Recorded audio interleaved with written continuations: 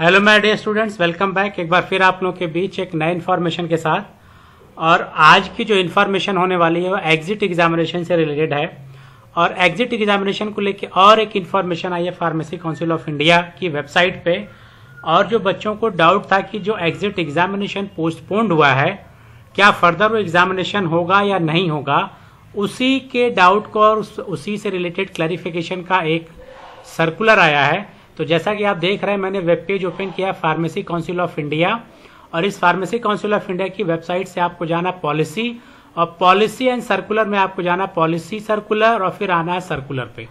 जब सर्कुलर वाले ऑप्शन पे आएंगे तो पहला ही आपको देखें यहाँ पे सर्कुलर दिख रहा है, diploma in pharmacy exit regulation 2022 clarification regarding. तो क्या उसका नोटिफिकेशन उसको देखेंगे।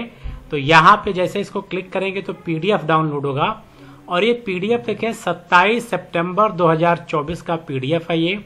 और क्या इस पीडीएफ में कहा गया उसको देखें। तो यहाँ पे देखें सब्जेक्ट है diploma in pharmacy exit examination regulation 2022 clarification regarding. अब क्या क्लैरिफिकेशन है यहाँ पे दिखा गया, with reference to subjected cited above I am directed to inform that DP examination schedule to be held 3, 4, 5 October 2024। यानी जो डीपी यानी diploma in pharmacy exit examination 3, 4, 5 October को प्रपोज था 2024।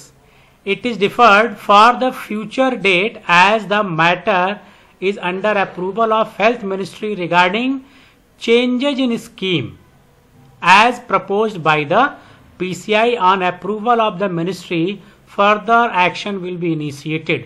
यानी ये जो एग्जाम है ये पोस्टपोन कर दिया गया।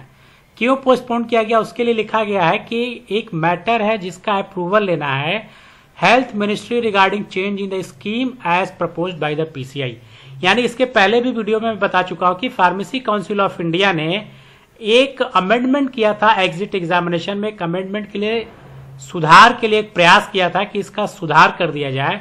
और वो सुधार क्या था इसके बारे में कई बार मैं बता चुका हूं, आज फिर उसके बारे में आपको बता रहा हूं कि ये देखें 14 सितंबर 2022 का एक रेगुलर सर्कुलर आया था, और इस सर्कुलर में अमेंडमेंट की बात की गई थी।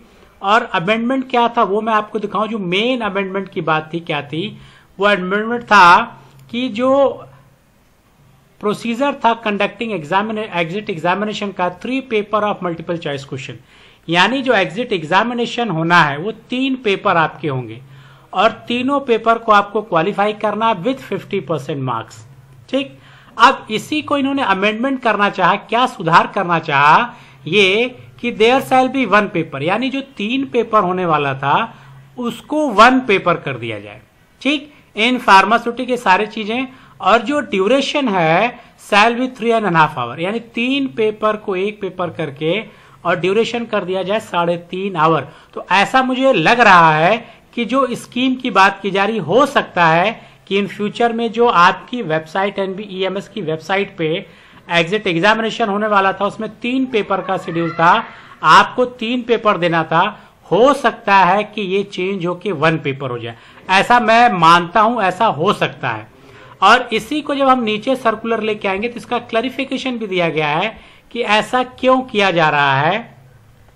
तो जस्टिफिकेशन देखें यहाँ पे क्या दिया गया है। जस्टिफिकेशन दिया गया है, एक तो 3 दिन पेपर कराने से एडमिनिस्ट्रेटिव चैलेंजेस आएगी, यानी जो इंस्टीट्यूशंस कराएगा उसको भी प्रॉब्लम्स आएगी, जो कंडक्ट कराएगा उसको भी प्रॉब्लम्स आएगी। उन बच्चों को बार बार एग्जामिनेशन सेंटर पे जाना पड़ेगा, और साथ ही साथ इट आल्सो भी increase the financial burden on the student. यानी जो 3 पेपर होगा उससे फाइनेंशियल बर्डन होगा। और जो एग्जिट का जो एग्जामिनेशन की जो फीस रखी वो 5000 प्लस 900 GST। तो अब अगर 3 की बजाय 1 पेपर होगा तो पेपर की जो कॉस्ट है वो भी क्या होगी, मिनिमाइज हो जाएगी।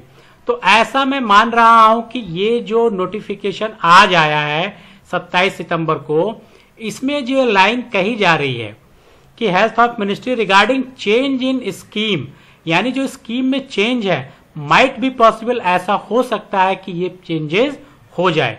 नीचे फिर इन्होंने लिखा है कि इट इज रिटरेटेड दैट, रिटेड मतलब होता है कि ये दोहराया जा रहा है, that candidates who have admitted in 2022 to 23 academic session in the pharma course and passed in 2023-24 academic session will be registered as registered pharmacist until they qualify exit examination. यानी एग्जिट पोस्टपोन्ड हो गया तो इसका ये मतलब नहीं कि exit होगा नहीं, अभी भी नियम वही है कि आपको अगर pharmacy council of India state के पीसीआई काउंसिल में आपको रजिस्ट्रेशन कराना है तो अभी भी एग्जिट एग्जामिनेशन क्वालिफाई करना पड़ेगा। अगर आपने एग्जामिनेशन 2024 में क्वालिफाई किया है या आपने 2022 में एडमिशन लिया है, तो ये चीजें हैं। And fulfil the other prescribe condition under section 32 sub section 2 pharmacy act 1948। यानी अब अगर आपने डिप्लोमा इन फार्मेसी किया है तो आपको एग्जिट क्वालिफाई करना पड़ेगा, हॉस्पिटल ट्रेनिंग कंप्लीट होनी चाहिए और डिप्लोमा एग्जामिनेशन आप क्वालिफाई किए हों, तभी आप फार्मेसी काउंसिल ऑफ इंडिया में रजिस्ट्रेशन करा पाएंगे। तो ये एग्जामिनेशन पोस्टपोन्ड हुआ है, लेकिन अभी भी बिना एग्जिट क्वालिफाई आपका रजिस्ट्रेशन नहीं होगा। और साथ में इन्होंने लास्ट लाइन में एडवाइस भी किया है कि आप NBEMS की वेबसाइट को रेगुलरली विजिट करते रहें, जो भी नोटिफिकेशन आएगा वो NBEMS की वेबसाइट पे आपको मिलता रहेगा, तो आपको वेबसाइट रेगुलरली आपको देखना पड़ेगा। तो एक बार फिर काउंसिल ने क्लियर कर दिया कि बिना एग्जिट एग्जाम क्वालिफाई किए आपका फार्मेसी काउंसिल में रजिस्ट्रेशन नहीं होगा। तो आप अपने एग्जिट एग्जामिनेशन की तैयारी कंटिन्यू रखिए ताकि जब भी एग्जामिनेशन आ पाए तो आप आसानी से एग्जिट एग्जाम को क्वालिफाई कर पाए। तो एक इन्फॉर्मेशन थी जो मैंने आप लोगों के साथ शेयर किया। इन्फॉर्मेशन अच्छी लगी हो तो आप भी शेयर करिए, लाइक करिए। इसी तरह से कुछ और इन्फॉर्मेटिव वीडियो के साथ फिर मिलेंगे नेक्स्ट वीडियो में। Till then good bye, have a nice day.